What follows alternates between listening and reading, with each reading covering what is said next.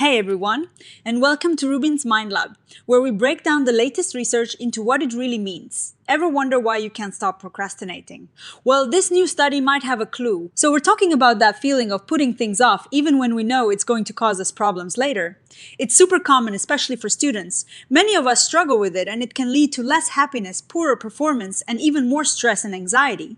Scientists are always looking for better ways to help people overcome this. Tara has this type of therapy called CBT, or cognitive behavioral therapy, which seems to be one of the most effective treatments for procrastination. But even with effective treatments, we don't always know exactly why they work. Do they fix a specific part of our brain? Do they change how we think about tasks? And do they work the same for everyone? That is where this study comes in.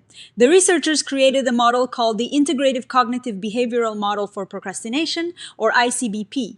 Think of it as a big picture map of why procrastination happens and how it sticks around.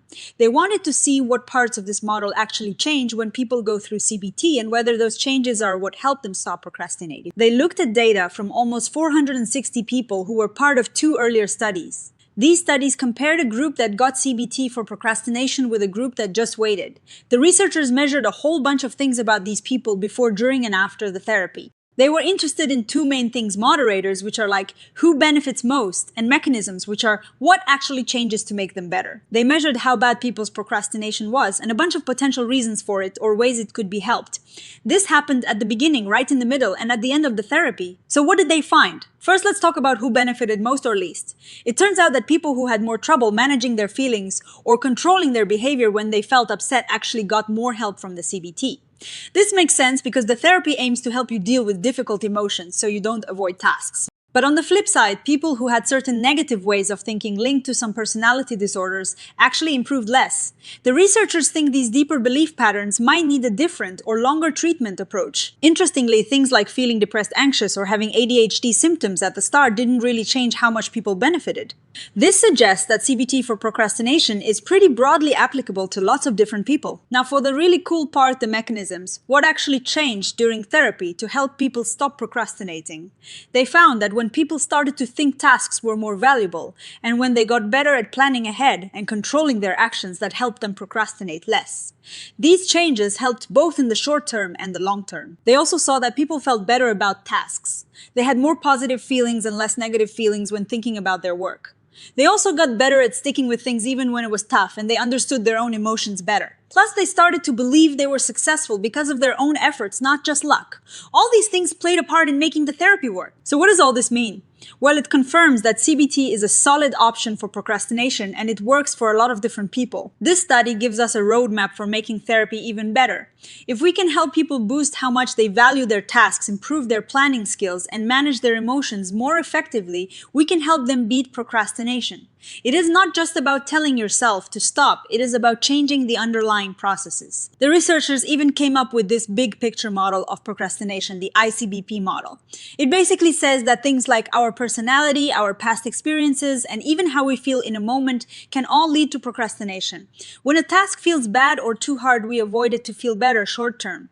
But this creates long-term problems. CBT tries to break this cycle. The study found that people who had a harder time dealing with their emotions benefited more from this type of therapy. This is a key insight for therapists. It also tells us that if you struggle with anxiety or depression along with procrastination, this therapy can still be a good fit, which is great news. The biggest winners in terms of what changed were feelings about the tasks themselves. When people started feeling better about their work, they procrastinated less.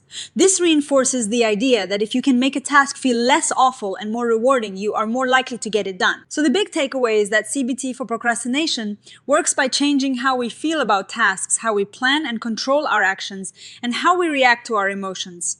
Future therapies could be even more effective by specifically focusing on boosting these areas. Now let's talk about some of the limitations of this study, because no study is perfect. The people in this study were mostly young women in college in Poland, so while the findings are super promising, they might not apply exactly the same way to everybody everywhere. We need more research with different groups of people. Also, they measured things at 3 points in time before, during, and after therapy. While this is good, it doesn't let us say for sure that one thing caused another. It is like seeing that people started feeling better and stopped procrastinating at the same time.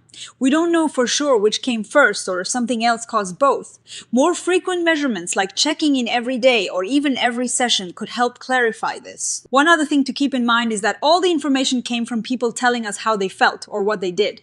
Sometimes it is hard to remember perfectly, or we might answer in a way we think is expected.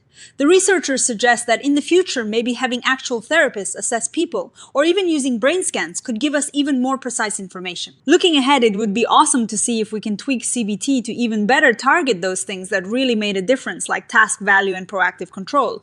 Maybe adding exercises specifically designed to boost emotion regulation even more could help some people. So for us in our daily lives, this research is a good reminder. Be mindful of how you feel about the tasks you need to do. Try to find ways to make them more rewarding or enjoyable. Break down big tasks into smaller manageable steps and focus on planning and sticking with it. Small wins can build momentum, and if you are working with a therapist, understanding this model can help you both pinpoint exactly what is keeping you stuck and what changes will be most helpful for you.